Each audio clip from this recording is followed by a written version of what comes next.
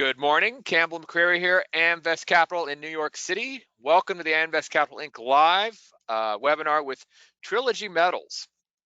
Trilogy trades on the TSX and the NYSE American as TMQ. Hope you'll enjoy today's program. It will also be available in on-demand replay about an hour after we wrap up at amvestcapital.com/replays. You'll also get it in an email. And it will definitely open for sharing and posting. Amvest is a New York-based specialist investment management corporate finance firm focused solely on the natural resource sector. Please note, this call is most definitely for informational purposes only. Very pleased to have with us today Tony Giardini, who is the President and CEO of Trilogy, illustrious career, was president of Ivanhoe Mines, executive vice president, CFO of Kinross for 8-9 years, CFO of Ivanhoe, and then 10 years at the famous Placer Dome as VP and treasurer. So welcome to the show, Tony. If you want to share your screen, you may have gotten a cue there. And I'll give you the floor, and then we'll come back and open it up to Q&A. And everyone, please send in your questions. Questions are most definitely welcomed and required. So just as a starting point on the cover page, that's just an overview of what the Ambler Mining District looks like. And what I'm going to be talking about is Trilogy and our interest in the Ambler Mining District. As Campbell said, we trade in New York and Toronto under the ticker symbol TMQ. A copy of the presentation will be on our website, trilogymetals.com, with a lot more information on there. And want to thank Amvest Capital for hosting us today. And I'm looking forward to not just the presentation, but the discussion with Adam and any questions coming from people that are online. Before I get started, just draw your attention to the forward-looking statements on pages 2 and 3, and just indicate that I will be making forward-looking statements during the course of my presentation.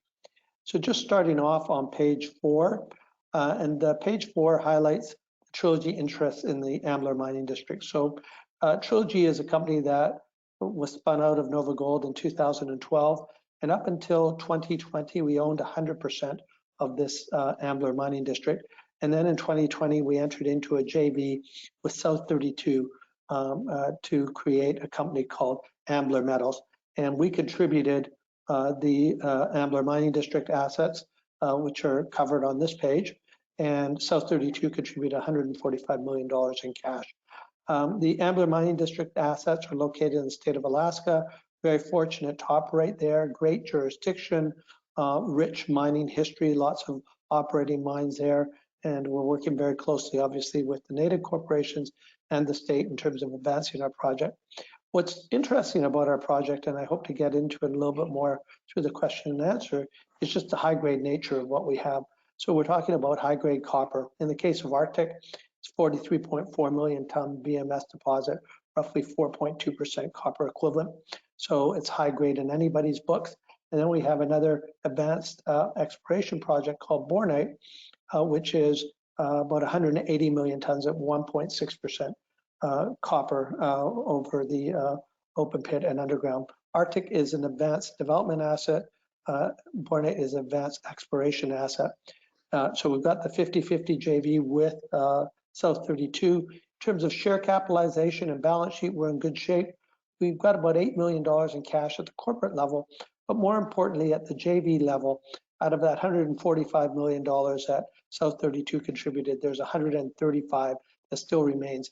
And that's about sufficient cash to fund 4 years of activity at the JV level. We're spending about $35 million a year there, $27 million to run field campaigns, advance the project, and then $7 to $7.5 million to advance the development of a road, which I'll talk a little bit more about. In terms of major shareholders, Electrum, Baupost, and Polson have been there since the start when the company was spun out. South 32 acquired their shares in the open market. They own 11.4% of the stock. And then there's other significant holders there, which account for about 66% of the stock. Management and the board and former management account for 5% of the ownership. Market cap right now is about $320 million. If you sort of strip out the cash, you're talking somewhere in the neighborhood of about $240, $250 million enterprise value. So we're in a really good position in that we have the strong cash position, no debt, very supportive shareholders in terms of advancing our high-grade projects. I'm going to talk quickly about 3 partnerships: the South 32 partnership, which I've already mentioned, our partnership with the local native corporation called NANA, and then with the state of Alaska. So let's start with South 32. As I mentioned, the formation of the JV occurred in the beginning of 2020. It's a 50-50 JV, which was originally $145 million of cash contributed to that. South 32, for those that don't know the company, is Australian-based multinational. They operate around the world. They actually approached us on a number of occasions about getting involved, and they first made an initial investment of $30 million, which gave them an option to form the JV, and then subsequently invested the 145, and they've also purchased a share. So all told, South 32 has invested about $200 million in Trilogy and the Ambler Mining District so far. And I think that speaks to their commitment. And you can also visit the South 32 website and see information on how they see Ambler and the Ambler Mining District fitting into their strategic plans going forward. This is the area. It's 172,000 hectares. It's a large position. Those different colors, this is slide number 6. Those different colors, sorry, slide 8, different colors just signify where these areas came from. So the red area, a bordered red area, were originally Kennecott claims that Trilogy owned initially, and then the green area were claims that were contributed by NANA, and I'll speak to how NANA is involved. Blue covers the entire area of interest, so anything that sits within that area of interest is a 50-50, and you'll see these dots and names on there that I'll be talking a little bit more about, and they represent exploration targets in the district. Our partnership with NANA is very important. NANA gives us a social license to be able to operate in the Ambler Mining District. NANA has a rich mining history. It's a native corporation based in the northwest part of the state. This is the area that NANA effectively covers. They're involved with the Red Dog mine. For those of you that don't know Red Dog, it's the largest zinc mine in the world. NANA has a net profits interest associated with Red Dog. Teck is the operator. And in many ways, we're modeling our development of the Ambler Mining District and Arctic in particular with the development of Red Dog. Red Dog was built by Teck, but the road from Red Dog to Kevalina was actually funded by the state of Alaska, ADA, and they also funded a port, and NANA is Red Dog's partner. So similarly, in our relationship with NANA, we're working with them in partnership in the district, and NANA will have the ability to participate in any mines that are developed, either through a net profit interest of 15%, which would be paid after we've recovered our capital and a 9% rate of return, or through direct interest if they decide to pay their share of capital. They don't need to make that decision until there's an investment decision.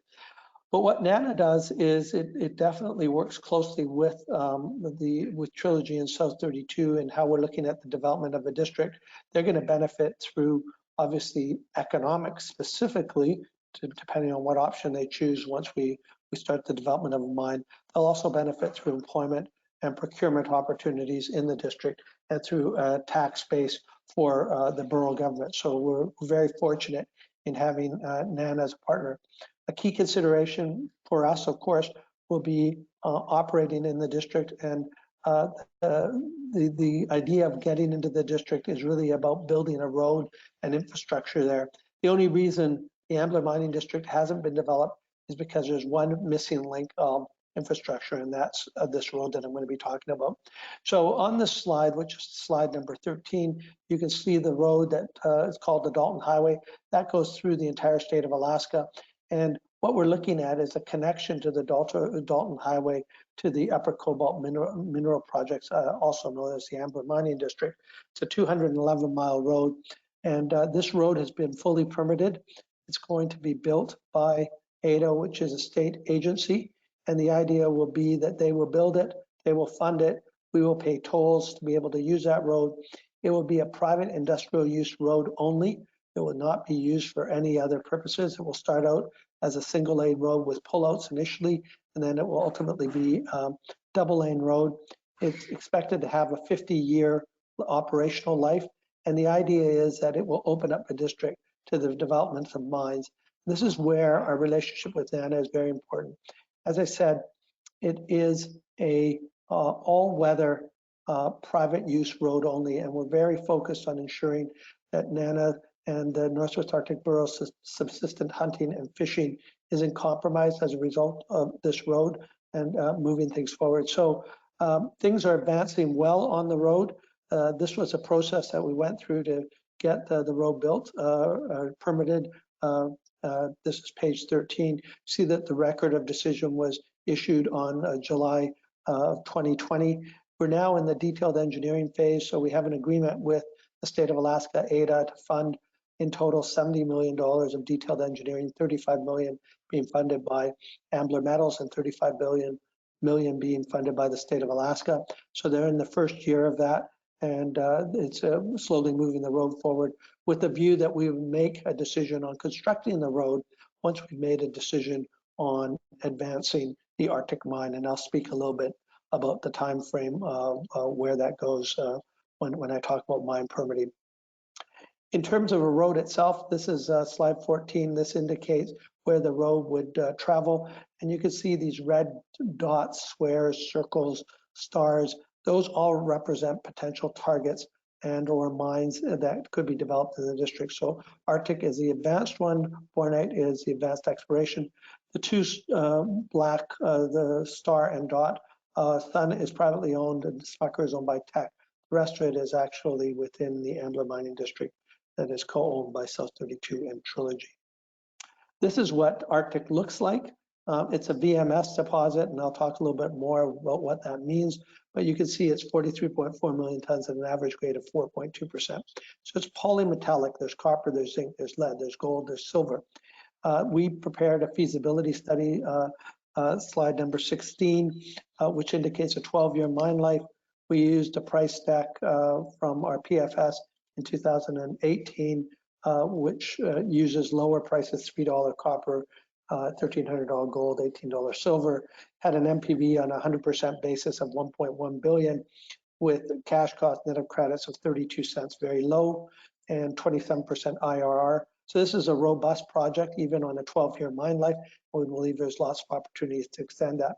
If you look at it in the context of more recent prices, so these prices are as of July 7th, you see just the tremendous exposure that this has to commodity prices, with the NPV on an after-tax basis increasing to roughly 2.4 billion, more than twice what the base case was, and the cash cost actually going negative 24 cents. So this is a very robust operation with a very quick payback, 1.5 years. It would produce three products: a copper concentrate, a zinc con, precious metals con. To be certain, it is a copper mine first and foremost. Gold and silver will have a bigger percentage simply because the prices that we used in the base case versus the current market will mean that those percentages in that pie chart will actually increase. When you look at precious metals, it produces about 80,000 gold equivalent ounces a year. So that gives us a number of different options as we think about the financing opportunities associated with advancing Arctic as a project. This is an independently prepared chart that really just shows how Arctic compares to other development projects out there, and it looks at after-tax IRR and after-tax benchmarking on a profitability basis. So the further, the higher up you are and the further to the right you are, the better, and it really looks at how capital-intensive projects are relative to the NPV. An overview of what the site would look like. It's a fairly compact site, open pit to the right, infrastructure in the valley tailings facility to the left.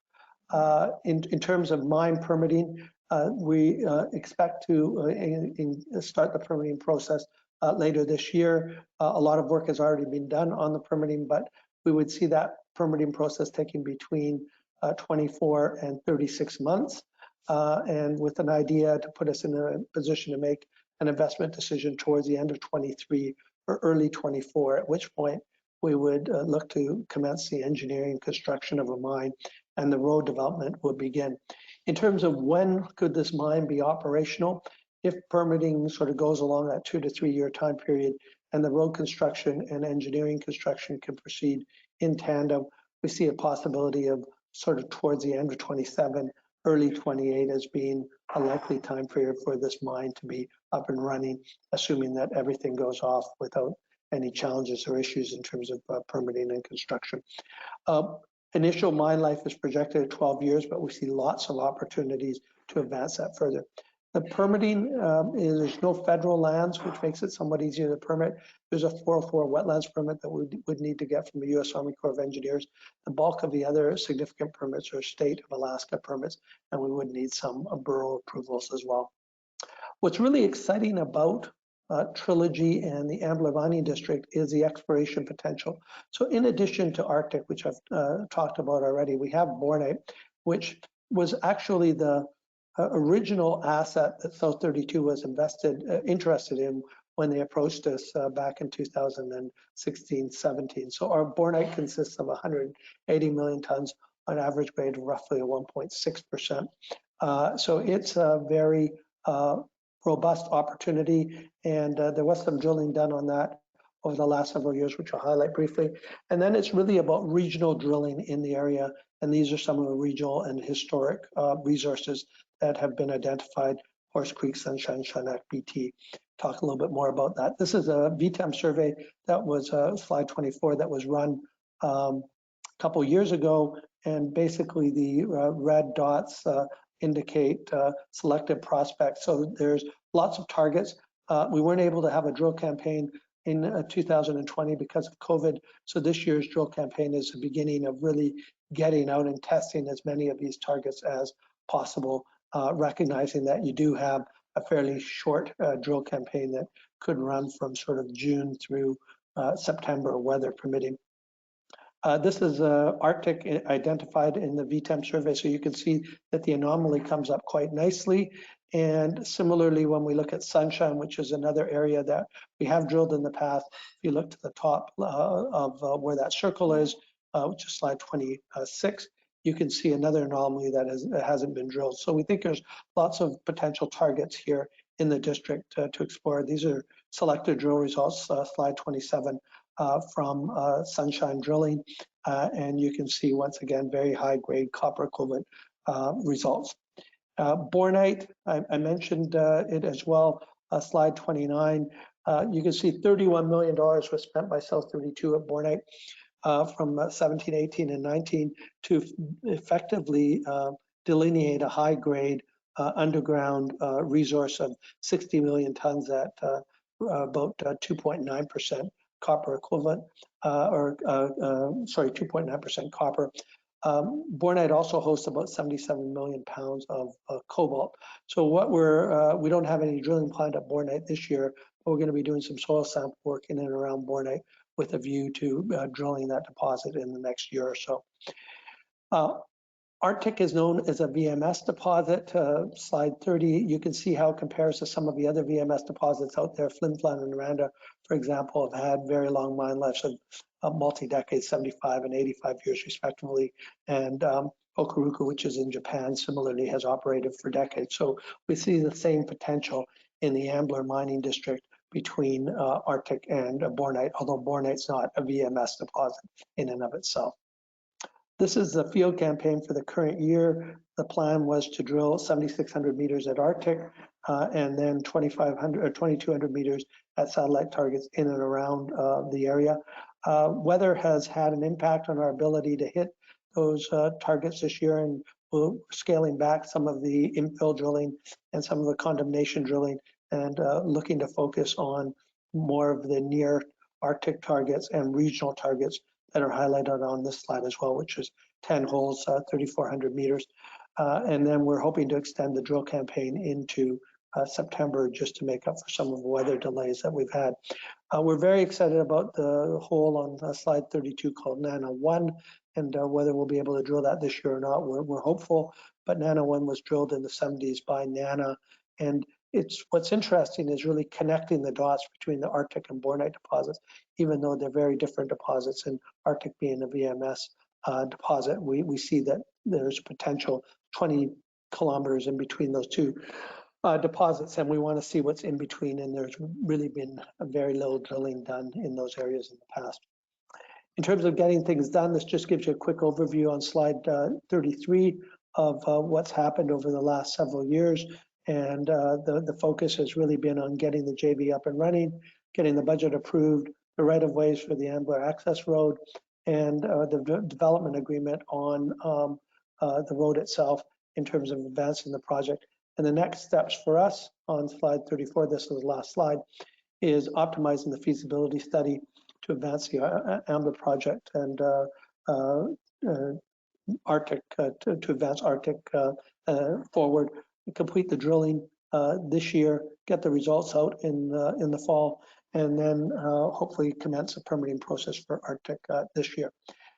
So with that, that's my last slide, and we'll turn it over to Amvest, yes. Turn it over to Campbell and Adam to have a bit more discussion and answer any questions that we have from people on the presentation. Thank you very much. Excellent.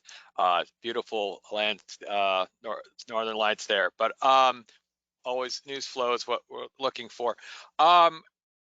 Could you go over the board and the new chairman and why are these high profile executives wanting to join Trilogy? Yeah, it's a great question, Campbell. The board, there's a lot of continuity in the board. We're very fortunate to have a very strong board. Our board chair, Janice Stairs, has been on the board from the beginning. She's involved with a number of other companies. I encourage you to look at the bios of the board of director members. We also have Jim Gowans on the board. Jim was a former president of Barrick, and Jim's there for two reasons. The primary reason is because he spent a lot of time of his career early on building projects in Alaska, including Red Dog. And most recently, Jim was also the president and CEO of Arizona Mining, which was sold to South 32 for $1.3 billion. So having Jim on the board helps us, given that he has a good relationship on the South 32 side, but also obviously has relevant Alaska experience. I can speak about all of the board members, but maybe I'll just touch on one last one. Kalidas Matapeti. Kalidas was most recently appointed chair of Glencore. Kalidas has been on the board of Trilogy since the beginning of the company being created in 2012. He is a former senior Phelps Dodge alumni, and we're very fortunate to have someone with his background and skill set on the board. But I do encourage you to visit the website, have a look at the bios of the people on the board and the management team. Excellent. I know you covered this, but person may have missed it. What is the cutoff grade and operating costs, dollars per ton, of Arctic mineral deposit? Yeah, so Arctic, the resource is 43.2 million tons of roughly 4.2% copper equivalent. We don't think that grade's going to change very much regardless of the prices. We've just given the nature of a deposit, we think it holds together pretty well. There's about another 3.5 million tons of inferred that we hope will be able to be brought into the deposit directly from Arctic.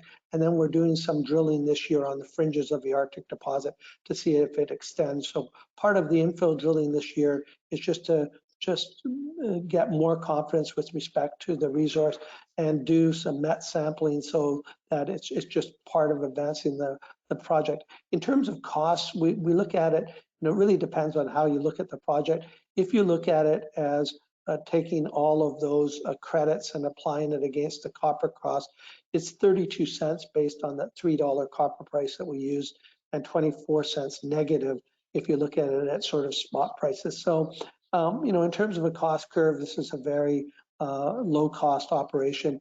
And what's really exciting about it is the high grade nature of it and the opportunity for more discoveries in the district. One of the attendees read somewhere that South 32 has been staking claims in the district outside of the JV. Any comment on that? And is Trilogy also doing that?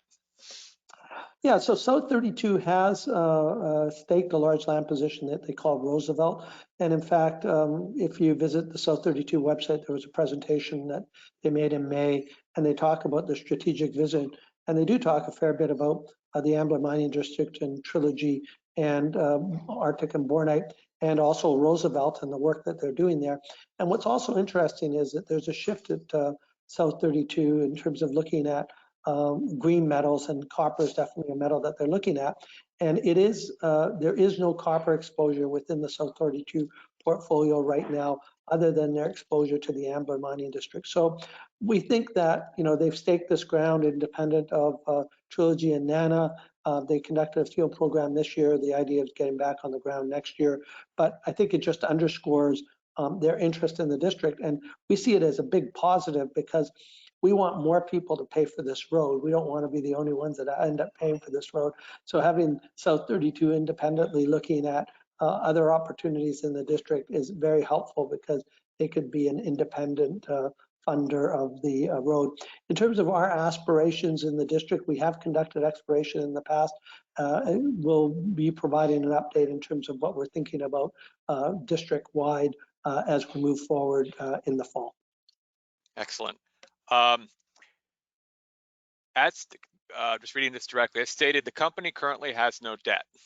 When will that no longer be the case? And when we reach that point, which I assume is the investment decision, are we looking at external financing or possibly financial support through the JV with South 32? Certainly being a critical event for the shareholders, can you shed some light on some of the options you foresee or the path to financing the company is currently anticipating or considering? That's a lot lot of words. Yeah, that's a lot to read that question. So let me start by just how the JV works. So the JV works, it works as a pass-through.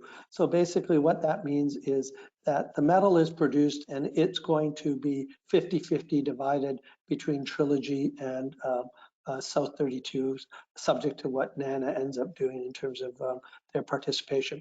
And so the JV won't be selling any of the metal. We'll be able to take our share of the metal and do with it as we please, as will South 32. And so it's unlikely that we'll have debt at the JV level unless the JV itself, being South 32 and Trilogy, all agree to see that debt at the JV level. So the likely funding for the project will be that South 32 will fund their share of capital, we will fund our share of capital. And as we're starting to look at some of the funding options on our side, we're certainly looking at a whole bunch of different alternatives. And one of the things that I mentioned in the presentation was that because there is about 80,000 ounces on 100% basis of gold or gold equivalent between gold and silver, we think that that's a reasonable opportunity to look at royalties, off-take agreements, streaming opportunities associated with that. It's not that we're committed to doing that, but it's definitely something that we'll be looking at.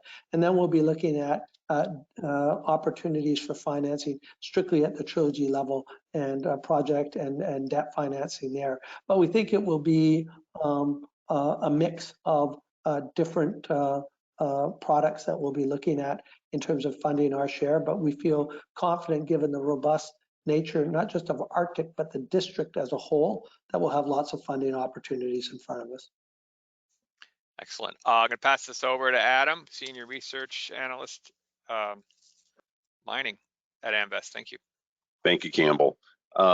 Tony, just to continue on the previous question, in regards to royalties and streams, does either Arctic or Bornite or anything else within the area of interest currently have significant royalties or streams on them? There is, I think there's a 1% royalty that's out there on Arctic, and we have the ability to buy that back at I believe it's under $10 million. So at a point in time, we're likely going to buy that back. And there's also a royalty in there that goes to NANA. But absent that, there's certainly nothing at Bornite. That's pretty much it with respect to royalties in the district, and there's no streams. And in terms of streaming itself, once again, you wouldn't be able to stream at the JV level unless you had the agreement of both parties. So each party will have their share of offtake, and they can decide what they want to do with that share of offtake in terms of looking at opportunities. I think just to sort of last point on the streaming side, I think it's something that we'll definitely look at. One of the things that we really are focused on, though, is the exploration upside at Arctic and the district as a whole. And when we do look at streaming, we want to make sure that it's sort of ring fenced as best possible, just given what we believe it to be the tremendous exploration upside in the district. Tony, it just comes to mind now, talking about the other deposits in the district. I'm just thinking about, more than likely, or what's your thought on the likelihood that any other VMSs that you discover that are of size can be processed at the same processing facility that you're going to build for Arctic? And then in regards to Bornite or anything that you find that's similar to Bornite, will that require a different processing facility? Yeah, it's a great question. And so let's start with Arctic as a whole. I think we're pretty comfortable in terms of the metallurgy associated with other deposits in the district.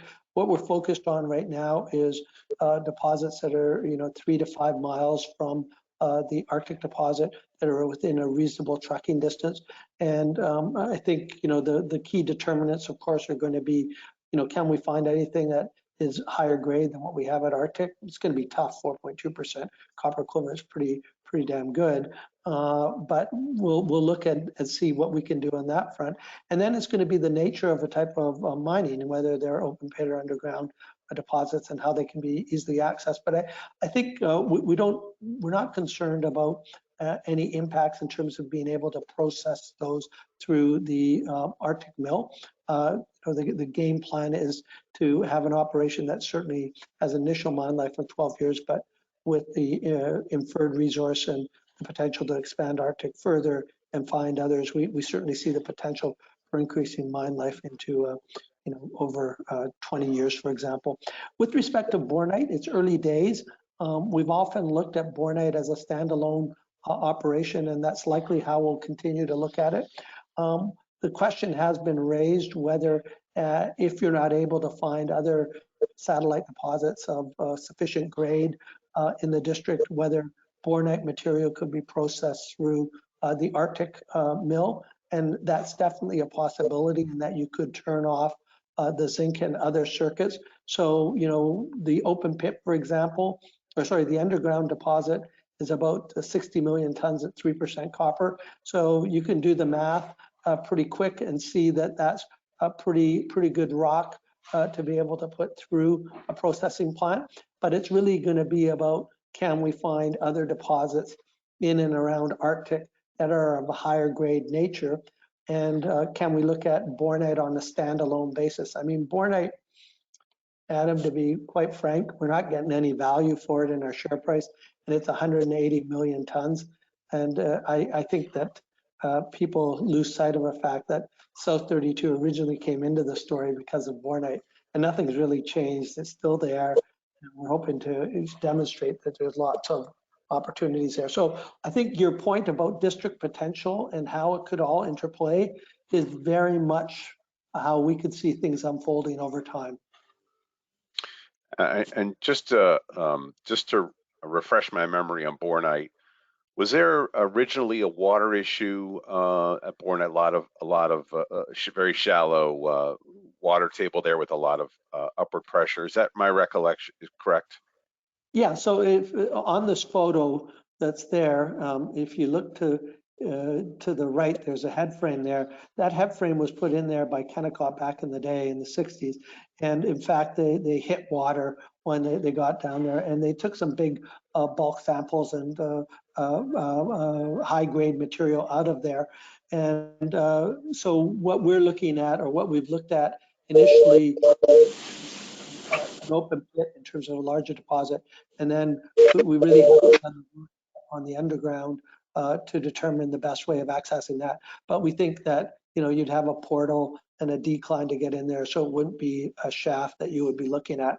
And although pumping water would be something we would have to look at, we're not aware of anything that would preclude us from being able to move forward. But it's very much early days in terms of those type of assessments, because the work that we've done has really been primarily focused on drilling.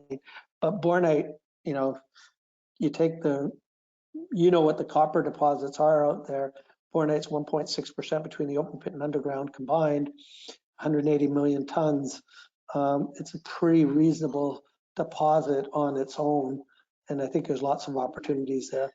The cobalt, we haven't figured out how you would recover the cobalt yet. We get asked that question all the time. Right now, the idea would be if you process the cobalt, it would go into the copper con, and I'm not sure you would get paid for the cobalt. But we think that those type of issues, there'll be solutions that will be coming forward down the road. And, you know, having 77 million pounds of cobalt within the resource, and just the role that cobalt's playing in terms of green metals and so on, and being in the US is very, very positive. Does it make sense to send a copper con with cobalt to Sudbury? Does that make sense at all? Don't know if there's enough, you know, in terms of the amount of cobalt contained in the con, but I think those are going to be questions that we'll have to look at. It's very much early days.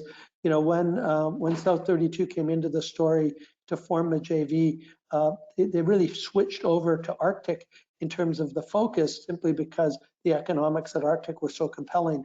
And so much of our work has really been focused on Arctic, and you know, the Trilogy feasibility study and all the study work that's being done now at the Ambler Metals level is all Arctic focused. So there hasn't been a lot of time and effort focused on Bornite. So your questions are very good questions, and you're having that good forward-looking view of thinking about what's this asset worth that no one's giving you any value for.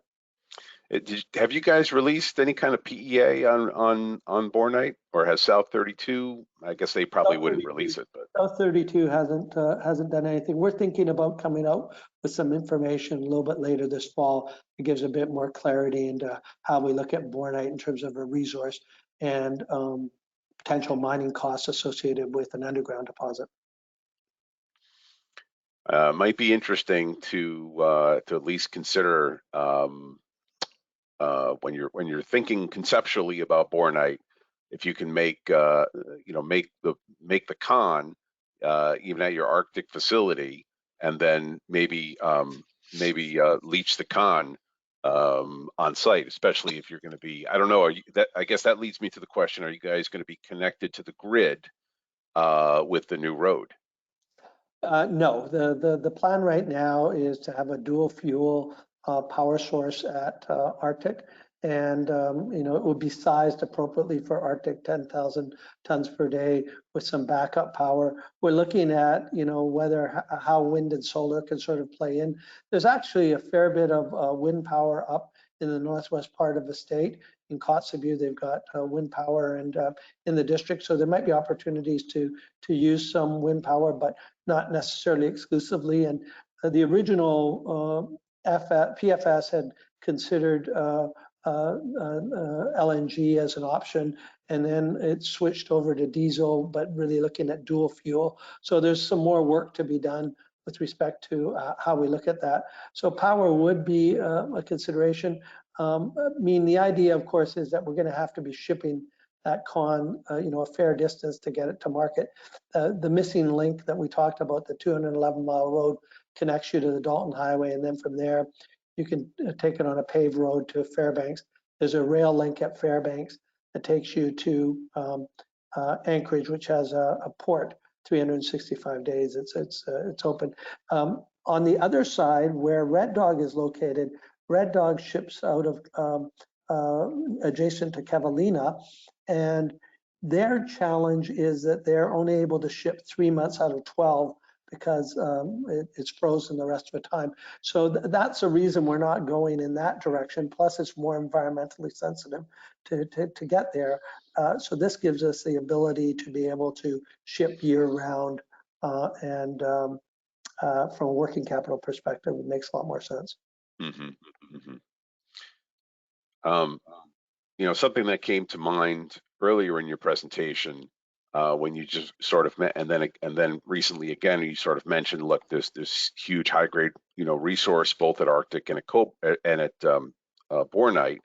Is I don't know if you saw the news today, but the Las Bambas mine is blocked again, and there were reports that over the last several months there's been a lot of theft of copper that's trying to reach the ports from the DRC and from Zambia to get through South Africa. You know, I think it's been, you know, widely known, or you know, that there's significant question marks regarding the environment for foreign investment in copper, both in Chile and in Peru. So have you been getting sort of a lot of questions, you know, and increased interest, you know, considering the increased risk both in Chile, Peru, and you know, frankly, in Southern Africa? We have, and you know, I think one of the things that's, you know, quite surprising, we've been doing a lot of this virtual marketing for the last year, and so Pat Donnelly and I have been doing a lot of these presentations, not just with investors, of course, but with other corporates. And what's surprising when we talk to other corporates is that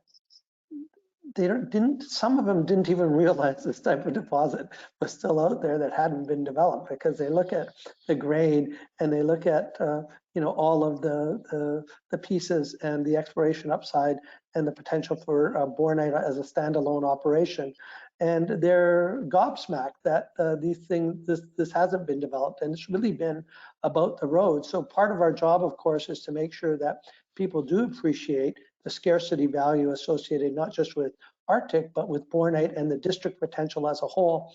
We get a lot of questions, as you can imagine, about Alaska and just how the state is viewed. It's an excellent state to be involved in. There's a rich mining history, as I said before. When I was at Kinross, we had the Fort Knox mine. There's a number of other mines that are there. We're very fortunate to have NANA as a partner. That helps differentiate us from a lot of other development stories out there. We don't have fish. We don't have a corporate fishery to worry about in terms of the development of our project. Yes, this road it needs to be built, and the permit is there, and it's really making sure we continue to engage with the native communities and have their support in terms of advancing this road.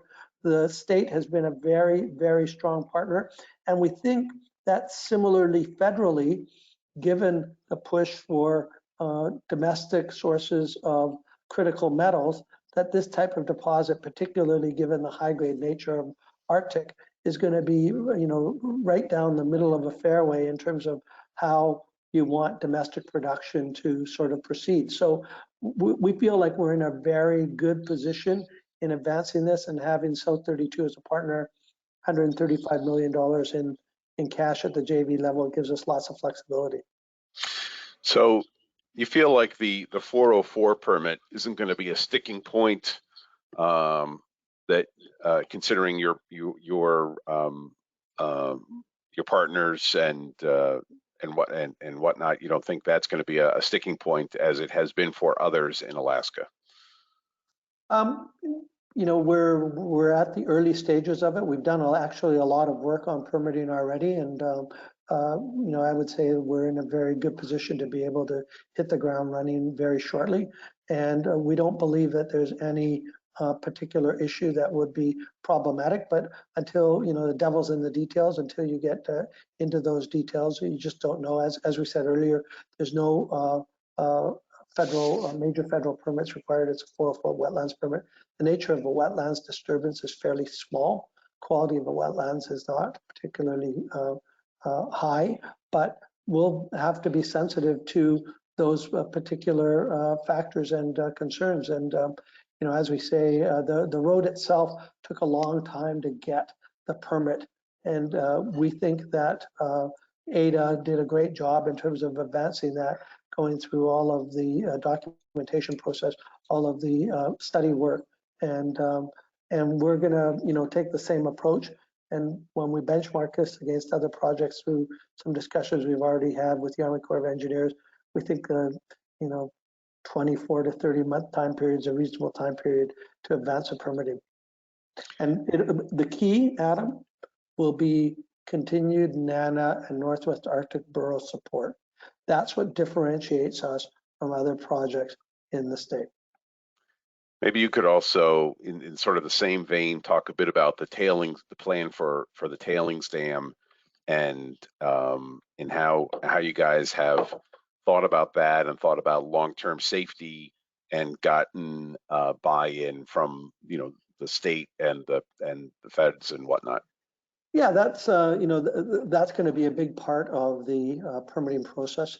I would say the two major permitting considerations are going to be water management and tailings management. And so in the Trilogy feasibility study, and I do want to be clear, that was a Trilogy feasibility study. South 32 wasn't involved, not because they weren't interested in being involved, it's because they hadn't made their investment yet. So we did that work before they made their investment. We sort of, in that study, we expected that there would be a water treatment plant that would likely come in at the tail end of a mine life. That's probably being rethought, and we'll probably look at something that would happen sooner, and we would be treating water at the beginning. And then in terms of tailings management, we've looked at a conventional tailings facility. That's what was looked at in the PFS. That's what we looked at in the FS. We've looked at a whole series of different potential options, which I think are 6 or 7 from a lot of different perspectives. And one of the big considerations is really the footprint of the mine and the size and scale of a mine, and that it's 10,000 tons per day. The idea is that we'd have a reasonable size pre-strip, and the waste rock would create this tremendous buttress for the tailings facility. So we feel very confident in terms of the design of that, but that will be part and parcel of a process that we'll have to consider as we go through the permitting process with the Army Corps of Engineers, and they will definitely have their views and thoughts of what we've considered or haven't considered as part of a process. So that will unfold as we go forward, and South 32 is actively engaged in terms of their views of how they look at the tailings and water management, and it's an ongoing discussion. Okay, and maybe just quickly returning to power, is the road is going to be an all-year road, and so you're going to be shipping up anything you don't generate on site. You'll be shipping it up via that road. Yeah. So the thought process is, Adam, you'll recall from my days at Kinross, we operated the Kupol mine, and what happened with Kupol was they built an ice road every single year to be able to get supplies and materials in from Pavek to the actual mine site. So what's going to happen with this road is there's going to be a pioneer road initially, which will allow us to be able to get supplies and materials in there first, and from there it will evolve into a hard packed gravel all-weather road with pull-out single lane, ultimately becoming a double lane road. One of the other things that we've started to look at, and we haven't run to ground yet, is there's a river system, Kobuk River, and there is the ability to barge equipment up that river during certain parts of the year. And so we've been in touch with people that do that on a regular basis. And one of the thoughts is that we might be able to barge some of the heavy equipment in to the area and get it there without having to worry about the road construction, and do that, in fact, before just before we make the investment decision, to give us a head start. One of the big concerns that we would have in Alaska, of course, is weather. And it's not so much about operating 24/7 through the winter, because there's lots of mines that do that, Fort Knox being one, Red Dog, Pogo as good examples, Kensington, Greens Creek, etc. It's really about being able to get equipment and supplies in there at the beginning, and being able to advance a project if there's poor weather. So that's another option that's being looked at to give us some flexibility. But I think it's something that we'll be considering together with the ice road and how we see that fitting together. Gotcha. Thank you. With that, let me pass it on to Erdi if he has any questions, and then back to Campbell for additional questions from the audience. Thank you. Do you think unwanted elements in the concentrate can push you to develop a special treatment? Yeah, we're at this point, the concentrate is from a recovery perspective, and the elements in the concentrate don't appear to be problematic from the test work that we've done. We're doing additional drilling this year at Arctic, which is infill drilling, and a big part of it is going to be metallurgically focused. So that's going to be a continued part of the process that we'll be looking at in terms of the recoveries and what would be in the column. But we wouldn't see a scenario, at least based on where we are today, of penalties associated with the concentrate, either on the copper, zinc, or we call it a precious metal con, but it's really a lead con, not from a work that we've done so far. In an ideal scenario, these three concentrates are gonna send to different parties, or what would be your comment on that? Yeah, it's going to be. I think it's going to be a negotiation, to be quite honest, and I think it's somewhat complicated by the fact of what I said earlier, which is because it's a 50-50 JV and the concentrate will be passed through to each party. I think there's going to be a coordination, I would hope, between ourselves and South 32 in terms of where that concentrate ends up going, because it doesn't make sense to split it up between the two of us. So I think there's lots of flexibility. We get regular inbounds, and one of the interesting factors out there is people are going to be looking for supply, and where we're located with being able to ship out of Anchorage, we certainly have lots of choices in terms of where that concentrate could end up going. So it's going to be part of a negotiation, and it could also play into the financing for the mine. Thank you.